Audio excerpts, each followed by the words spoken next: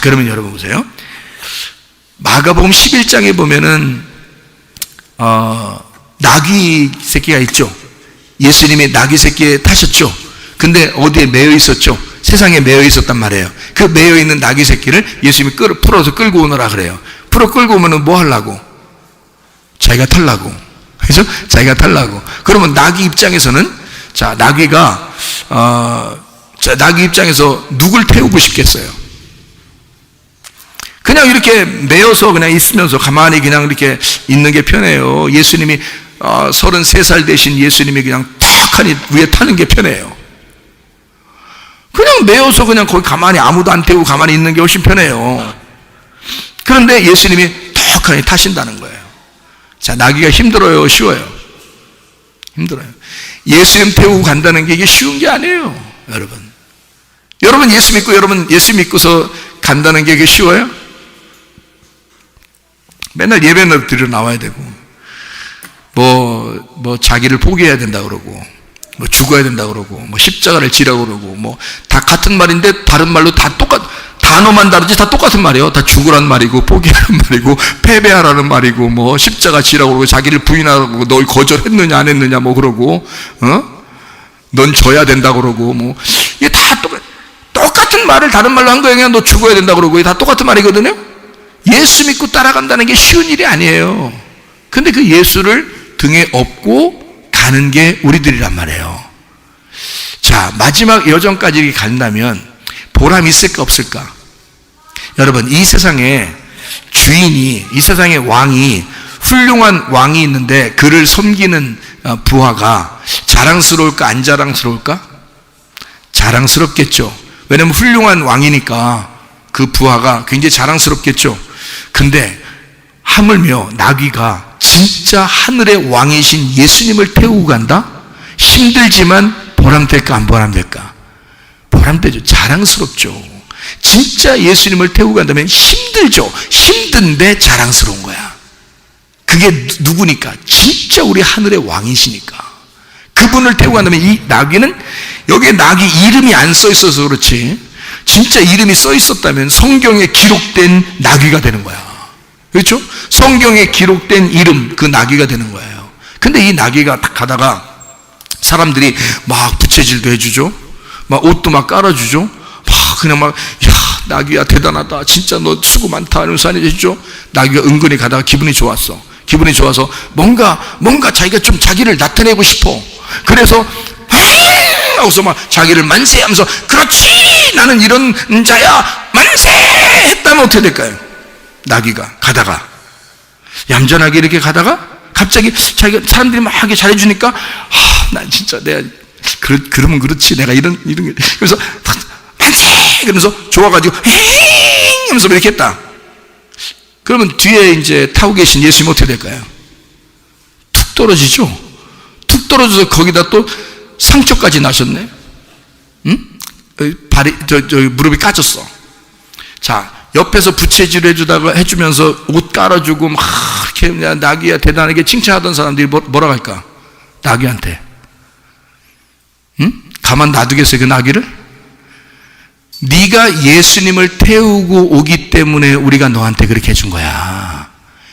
예수 태우고 오지 않았다면 너한테 우리가 칭찬해 줬었겠냐? 그 말이죠. 여러분 잘 생각하셔야 돼. 호산나 호산나 찬양할 때 이 주변의 모든 사람들은 예수님 때문에 예수를 찬양한 거지 나귀를 찬양한 게 아니란 말이에요. 겸손하셔야 돼. 우리는 예수를 태우고 가는 나귀야. 우리가 뭐가 잘났어? 예수 떨어뜨리면요 큰일 납니다. 예수 떨어뜨리면 작살나 그 자리에서. 우리가 뭔데? 나귀야. 나귀 새끼. 나귀 새끼는 뭔지 알아요? 제사도 이 나귀를 잡아서 드릴 수가 없어. 왜냐하면 나귀를 하나님이 안 좋아하셔서. 출애기 34장 20절 말씀에 보면 나귀를 제사로 드릴 때는 양으로 대치해라. 안 받으니까, 너 같은 거는 못 받으니까 양으로 대치해서 예수님 내 아들을 받겠다 그 말이에요. 예수님 아들을 받겠다. 양으로 대치해라. 근데 양이 주변에 없어. 바꿔줄 주변에 양이 없어. 그러면 그 나귀의 목을 꺾어라 그랬어요. 목 확 비틀어 꺾어. 그리고 하나님 앞에 제사를 드리러 오래요. 그게 낙이야. 낙이. 그러니까 하나님이 보실 때 형편없는 자들이야. 그게 여러분과 저예요. 근데 우리가 뭘 태웠어? 예수님을 태우고 가는 거야. 힘들지만 예수를 태우고 가니까 사람들이 존경하는 거야. 너 대단하다. 예수님을 그렇게 태우고 가다니 대단하다. 힘들지만 조금만 버텨라. 조금만 버텨라. 예루살렘에 입성할 때까지 조금만 버텨라. 조금만 버텨라. 호산나 호산나 찬양하면서 계속 부채질해 주면서 옷을 바닥에 깔면서 그렇게 해주는 거예요. 우리가 누구 때문에 존경받는 거다? 예수님 때문에. 자기 자랑할 거 하나도 없다는 거지. 그렇죠? 낙이야 우리는. 하나님이 좋아하지도 않는 그런 나귀 새끼라 그 말이에요. 근데 예수를 태우고 가는 거예요. 자, 누구를 등에 태울 것이냐 그거야 여러분. 예수를 태울 것이냐? 아니면 세상의 줄에 매어서 살 것이냐? 세상의 줄에 매어 살면 우리는 좀 편할지 모릅니다. 그러나 예수를 태우지 않았기 때문에 그는 영광을 받지 못합니다. 자, 세상의 줄에 매여서 어느 정도 편하게 살 수는 있습니다. 여러분이 교회 안 다니고 그냥 세상 사람처럼 그냥 살 수는 있어요. 그렇지만 그것은 하나님의 형상이지만 하나님의 영이 들어가지 않은, 예수가 들어가지 않은, 예수가 그 등에 타지 않은, 예수의 말씀이 없는 우상에 불과하다는 말이죠. 그런데 예수가 우리의 등에 타고 예수의 말씀이 우리 속에 들어와 우리의 속사람을 예수처럼 만들어버리면 우리는 그냥 나귀가 아니라 어린 양으로 바뀐 예수 하나님의 아들이 된단 말이죠. 덩어리에 누굴 태우느냐에 따라서 사람이 달라지는 거다. 자, 나귀 한 이야기만 하고 마치도록 하겠습니다. 나귀는 뭐 하는 게 나귀냐면 곡식을 싣고 다니는 겁니다. 곡식 싣고 다니는 게 나귀인데 말씀을 운반하는 존재. 곡식을 싣고 다니니까 말씀을 운반하는 존재. 나귀는 말과 같이 이렇게 말과 같이 뭘 옮기고 뭘 태우고 뭐 이렇게 하는 건데요. 곡식도 싣고 이렇게 태우고 하는 건데, 그래서 말하고 비슷해요. 성경의 말은 뭐라고 우리가 보면 되냐면, 성경에 말이 나오잖아요. 성경에 말이 나오잖아. 그러면 뭐라고 우리가 성경을 이해하면 좋냐면 말이라고 보면 됩니다. 네. 그러니까 성경에 말이라는 말이 나오면 말이라고 보면 돼요. 네. 자, 말이 성경에 나왔어요. 그럼 뭐라고 본다고? 말이라고 보면 딱 맞다고. 그게. 그러니까 말과 비슷한 곡식을 운반하는 그 동물을 나귀라 그렇게 말해요. 그러니까 뭐를 싣고 다니는 거죠, 나귀가. 곡식이니까 말씀을 싣고 다니는 거란 말이에요. 그게 나귀란 말이죠. 그렇게 이해가 이제 되시죠? 말씀을 싣고 다니는데 어떤 말씀을 싣고 다니느냐에 따라서 달라요. 어떤 말씀을 싣고 다니느냐에 따라서 달라요. 곡식 싣고 다닌다는 것을 여러분이 이제 이해하려면 창세기 42장을 한번 보면 이해가 되거든요. 창세기 42장 27절의 말씀에 보면, 창세기 42장 27절 말씀 보면 이렇게 말씀이 나옵니다. 한 사람이 여관에서 나귀에게 먹이를 주려고 자루를 풀고 본즉 그 돈이 자루 아귀에 있는지라, 이렇게 되어 있습니다. 이게 뭔 내용인지 아시죠? 요셉의 형제들이 돈을 가지고 요셉한테 가서 곡식을 사가지고 오려고 돈 주고 다 이제 곡식 사가지고 나귀에 싣고서 오고 있는데, 여관에서 풀어보니까, 곡식을 풀어보니까 거기에 돈이 또 들어있는 거예요. 얼마나 무섭겠습니까? 자기들이 돈도 안 내고 곡식을 가져온 거가 된단 말이에요. 큰일 났잖아요, 이거를. 여기 이제 42장 25절 26절을 봐요. 명하여 곡물을 그 그릇에 채우게 하고 각 사람의 돈은 그의 자루에 도로 넣게 하고 또 길 양식을 그들에게 주게 하니 그대로 행하였더라. 그들이 곡식을 나귀에 싣고 그곳을 떠났더니, 그러니까 나귀는 곡식을 싣고 다니는 거란 말이에요. 그런데 잘 보세요. 자, 곡식 안에 뭐가 들어있다고요? 돈이 들어있다고. 아이고 참, 곡식이 더 비싼 거예요? 돈이 비싼 거예요? 돈이 비싼 거죠. 여러분, 곡식 안에 돈이 있다? 호호, 이상하잖아요. 자, 곡식 안에 돈이 있다. 자, 보세요. 만약에 이 요셉의 그 형제들이 이 돈을 내 동생 요셉이 집어넣었다라고 안다면 어떻게 될까? 그걸 만약에 알았다면 분명히 이 돈은 요셉이 집어넣은 거예요. 그죠? 엿먹으라고 집어넣겠어요? 아니죠. 그러니까 형들에게 이 요셉이 돈을 갖다가 그 곡식에다 집어넣고 보냈어요. 그러니까 한마디로 말하면 그 곡식, 그 양식, 그 말씀, 그 복음은 공짜란 말이야. 공짜. 돈 받고 주는 게 아니고 공짜란 말이야. 그거를 만약에 형제들이 알았다면 그 돈을 가지고 얼마나 좋아했겠어요. 아, 복음은 공짜구나. 우리가 돈 주고 살라겠더니 공짜로 줬네. 야, 감사하다. 응? 역시 요셉이야. 그러면서 그 돈을 가지고 마음대로 재밌게 썼겠죠. 그렇죠?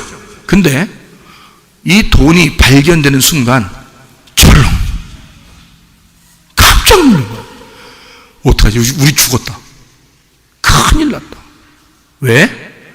이거 우리 공짜로 가져왔다.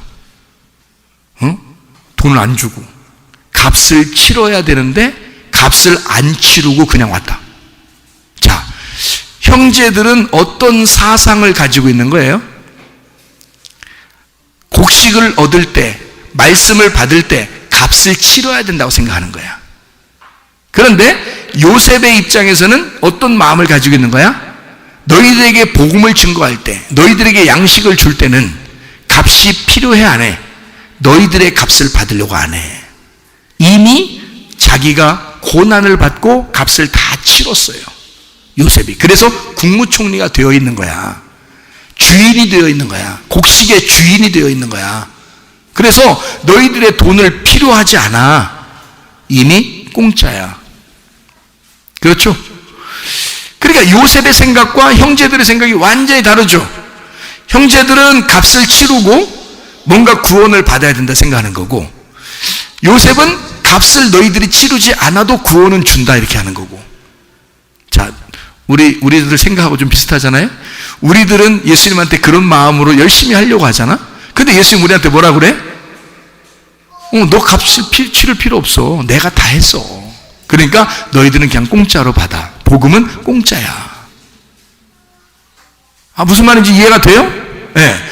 자, 그러면 보화라고 하는 돈, 보화라고 하는 게요, 밭에서 어디에 있어요? 밭에 속에 감추어져 있는 보화라 그러죠. 그럼 이 보화를 발견하게 되면 내 모든 것을 다 팔아서 이 밭을 사게 되는 거죠. 그러면 보세요.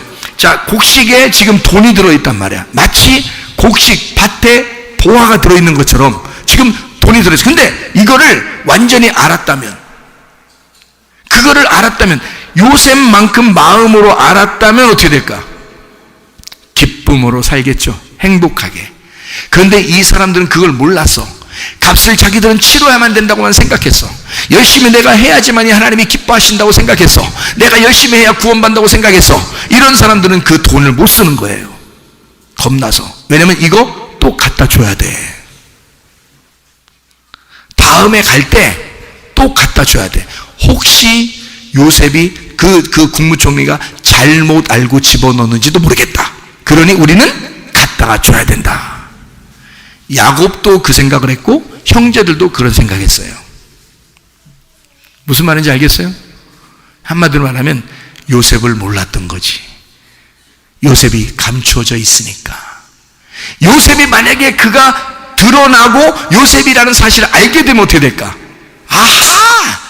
요셉이 나의 구원자였구나. 그러니까 이렇게 다 우리에게 돌려줬었지.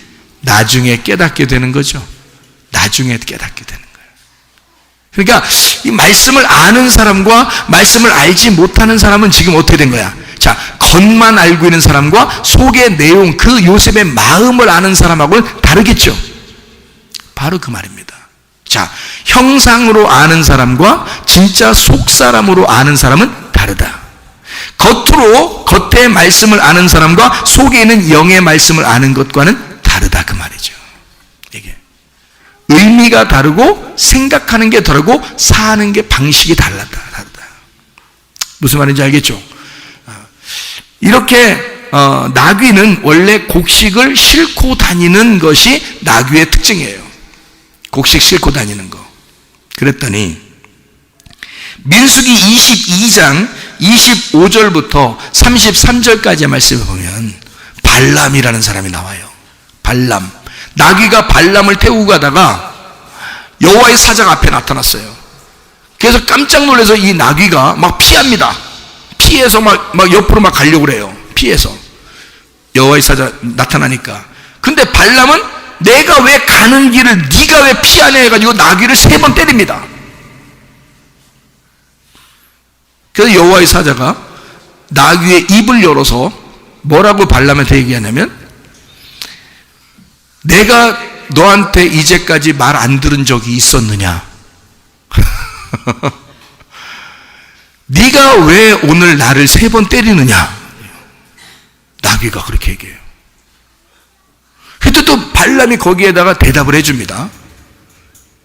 나귀가 얘기했는데 분명히, 근데 그걸 들으면서도 제가 헷갈린 거야. 이게 지금 사람인지 뭐 갑자기 얘기하니까, 네가 내 말을 듣지 않으니까 내가 너를 3번 때렸지 않느냐, 이렇게 얘기를 해요. 지금 이제 다른 사람이 보면 이상하게 생각했죠. 이 사람이 지금 누구하고 얘기하고 있는 거야? 그렇게 이상하게 얘기를 해요, 둘이. 그러니까 여호와의 사자가 딱 나타나서, 네가 만약에 나귀가 나를 피하여 옆으로 피해 가는 것을 네가 만약에 억지로 잡아다가 앞으로 나를 통과해서 나와 충돌하려고 나왔으면 너는 죽이고 나귀는 살렸을 것이다 그랬어요. 여호와의 사자가 너는 죽이고 나귀는 살렸을 것이다. 나귀는 나를 보고 이걸 피하여 도망가려고 했던 것이다. 그러니까 나귀는 나를 본 것이고 너는 나를 못 본 것이다. 그러니까 너는 죽이고 나귀는 살렸을 것이다. 이렇게 여호와의 사자가 얘기해 주거든요. 그 내용 아시죠, 여러분? 그죠? 자, 나귀가 뭘 태우고 다닌다 그랬죠? 태우고 다니는데 곡식을 태우고 다니거든요. 근데 어떤 곡식을 태우고 다니느냐 하는 거예요. 발람을 태우고 다닐 수도 있고 예수님을 태우고 다닐 수도 있다는 얘기지. 자, 여러분은 누구 태우고 다니고 싶습니까? 예수님 태워야죠. 당연히 예수님 태워야죠. 자, 발람이라는 자도 뭐 하러 가는 거예요? 말하러 가는 거예요. 말씀 증거하러 가는 거예요. 예수님도 말씀이십니다. 그러니까 나귀는 중간에서 누구를 태우느냐, 어떤 말씀을 등에 태우느냐에 따라서 나귀는 그 행동을 하게 되는 거죠. 주인에 따라서 행동하게 되는 거니까. 그래서 나귀는 평생에 발람의 종으로 발람의 말하는 것을 운반하러 다니는 나귀였단 말이죠. 이런 나귀가 있는데 여러분과 저는 어떤 나귀가 돼야 된다? 마가복음 11장에 나와 있는 예수님을 태우는 나귀가 돼야 된다. 예수의 말씀을 듣고 예수의 말씀으로 살아가려고 하는 그 진리의 양식만으로 만족하는 그 진리의 양식을 운반하는 자가 돼야 된다. 진리의 양식이신 예수님을 운반하는 자, 발람을 운반하는 게 아니라 예수님을 운반하는 자가 돼야 된다. 메추라기 같은 그런 선악을 말하는 죄와 사망의 법을 말하는 그 말씀을 운반하는 자가 아니라 생명의 성령의 법이라고 하는 하나님의 사랑, 하나님의 은혜, 하나님의 생명이라고 하는 예수 그리스도를 운반하는 자가 돼야 된다. 여러분과 제가요.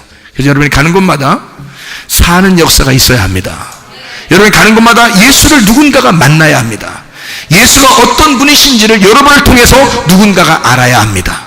여러분, 우리는 어떤 모양으로, 겉모습으로 살 거냐, 아니면 속사람으로 살 거냐, 진짜 우상처럼 하나님의 형상이지만 겉의 모습인 그런 모양, 성전에 예배 드리는 그냥 성전에 예배 드리는 자로 살 거냐, 아니면 속에 있는 예수를 만날 거냐, 그 속에 있는 그 생기, 그 말씀, 그 진리의 말씀을 만날 거냐, 무엇으로 살 거냐. 여러분의 등에는 무엇이 타고 있습니까?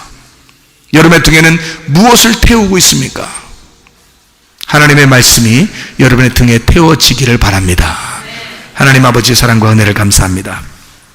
생명 되신 우리 주님, 우리에게 놀라운 그 깊이 있는 사랑을 주시는 그 하나님, 우리의 등에 늘 그 주님을 태우고 다니는 거룩한 나귀가 되게 도와주시옵소서. 하나님, 주의 뜻대로 살다가 주님 만나기를 소원합니다. 예수님 귀하신 이름 받들어 기도 올리옵나이다. 아멘.